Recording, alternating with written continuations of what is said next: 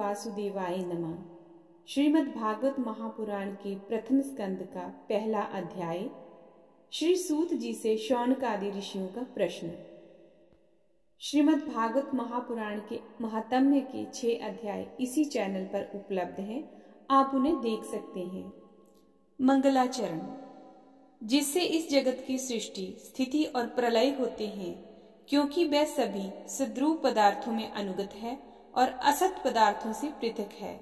जड़ नहीं, चेतन है, परतंत्र नहीं, स्वयं प्रकाश है, जो ब्रह्मा अथवा हिरण्यगर्भ नहीं, प्रत्युत उन्हें अपने संकल्प से ही जिसने उस वेद ज्ञान का दान किया है, जिसके संबंध में बड़े बड़े विद्वान भी मोहित हो जाते हैं।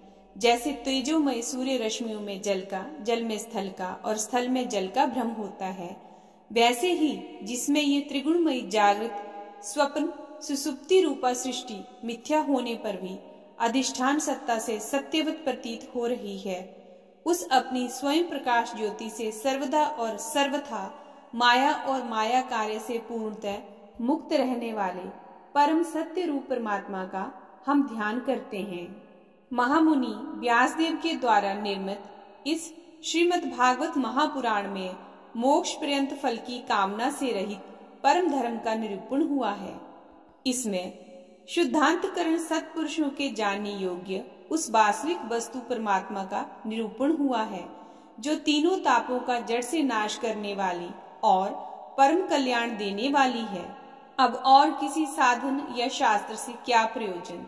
जिस समय भी सुकृति पुरुष इसके श्रवण की इच्छा करते हैं, ईश्वर उसी समय अविलंब उनके हृदय में आकर बंदी बन जाता है। रस के मर्मज्ञ भक्तजन, ये श्रीमद् भागवत वेद रूप कल्प वृक्ष का पका हुआ फल है। श्री शुकदेव रूप तोते के मुख का संबंध हो जाने से ये परमानंदमयी सुधा से परिपूर्ण हो जाता है। इस फल में छिलका, गुठली आदि त्याज्य अंश तनिक भी नहीं है। ये मूर्तिमान रस है। जब तक शरीर में चेतना रहे, तब तक इस दिव्य भगवत रस का निरंतर बार बार पान करते रहो। ये पृथ्वी पर ही सुलभ है। कथा प्रारंभ। एक बार भगवान विष्णु एवं देवताओं के परम पुण्यमय क्षेत्र नैमिषारण्य में शौनकादि ऋषियों ने भगवत प्राप्ति की इच्छा से सहस्र वर्षों में पूरे होने वाले एक महान यज्ञ का अनुष्ठान किया। एक दिन उन लोगों ने प्रातः काल अग्निहोत्र आदि नित्य कृत्यों से निवृत्त होकर सूत जी का पूजन किया और उन्हें ऊंचे आसन पर बैठाकर बड़े आदर से ये प्रश्न किया। ऋषियों ने कहा, सूत जी, आप निष्पाप हैं। आपने समस्त इतिहास, पुराण और धर्म शास्त्रों का विधि पूर्वक अध्ययन किया है तथा उनकी भली भांति व्याख्या भी की है। वेद वेताओं में श्रेष्ठ भगवान बादरायण ने एवं भगवान के सगुण निर्गुण रूप को जानने वाले दूसरे मुनियों ने जो कुछ जाना है, उन्हें जिन विषयों का ज्ञान है, वह सब आप वास्तविक रूप में जानते हैं। आपका हृदय बड़ा ही सरल और शुद्ध है। इसी से आप उनकी कृपा और अनुग्रह के पात्र हुए हैं। गुरुजन अपने प्रेमी शिष्यों को गुप्त से गुप्त बात भी बता दिया करते हैं। आयुष्मान, आप कृपा करके ये बतलाइए कि उन सब शास्त्रों, पुराणों और गुरुजनों के उपदेशों में कलयुगी जीवों के परम कल्याण का सहज साधन आपने क्या निश्चित किया है। आप संत समाज के भूषण हैं। इस कलयुग में प्राय लोगों की आयु कम हो रही है। साधन करने में लोगों की रुचि और प्रवृत्ति भी नहीं है। लोग आलसी हो गए हैं। उनका भाग्य तो मंद है ही, समझ भी थोड़ी है। इसके साथ ही वे नाना प्रकार की विघ्न बाधाओं से घिरे हुए भी रहते हैं। शास्त्र भी बहुत से हैं, परंतु उनमें एक निश्चित साधन का नहीं, अनेक प्रकार के कर्मों का वर्णन है। साथ ही वे इतने बड़े हैं कि उनका एक अंश सुनना भी कठिन है।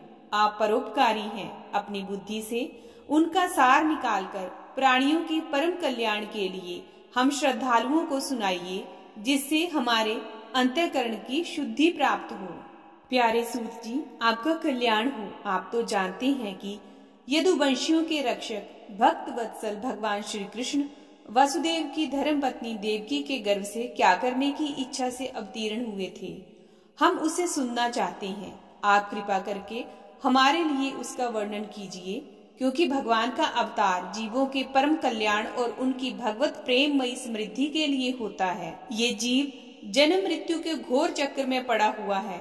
इस स्थिति में यदि वे कभी भगवान के मंगलमय नाम का उच्चारण कर ले तो उसी क्षण उससे मुक्त हो जाए, क्योंकि स्वयं भय भी भगवान से डरता रहता है। सूत जी, परम विरक्त और परम शांत मुनिजन भगवान के श्री चरणों की शरण में ही रहते हैं। अतएव उनके स्पर्श मात्र से संसार के जीव तुरंत पवित्र हो जाते हैं। इधर गंगा जी के जल का बहुत दिनों तक सेवन किया जाए तब कहीं पवित्रता प्राप्त होती है।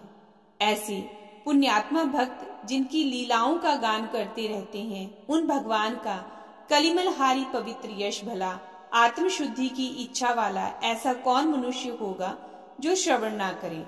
वे लीला से ही अवतार धारण करते हैं।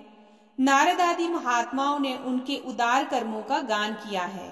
हम श्रद्धालुओं के प्रति आप उनका वर्णन कीजिए।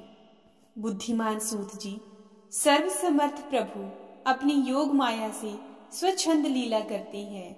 आप उन श्री हरि की मंगलमयी अवतार कथाओं का अब वर्णन कीजिए।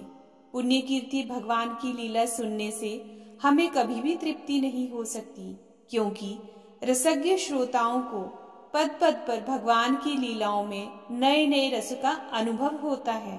भगवान श्री कृष्ण अपने को छिपाए हुए थे। लोगों के सामने ऐसी चेष्टा करते थे मानो कोई मनुष्य हो, परंतु उन्होंने बलराम जी के साथ ऐसी लीलाएं भी की हैं, ऐसा पराक्रम भी प्रकट किया है जो मनुष्य नहीं कर सकते। कलयुग को आया जानकर इस वैष्णव क्षेत्र में हम दीर्घकालीन सत्र का संकल्प करके बैठे हैं।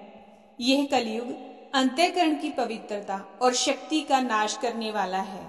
इससे पार पाना कठिन है।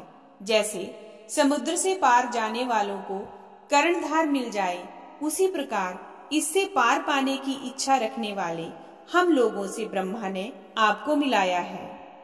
धर्म रक्षक ब्राह्मण भक्त योगेश्वर भगवान श्री कृष्ण के अपने धाम में पधार जाने पर धर्म ने अब किसकी शरण ली है, यह बताइए। इसके साथ ही श्रीमद् भागवत महापुराण के प्रथम स्कंद का पहला अध्याय संपन्न होता है। हरे कृष्णा।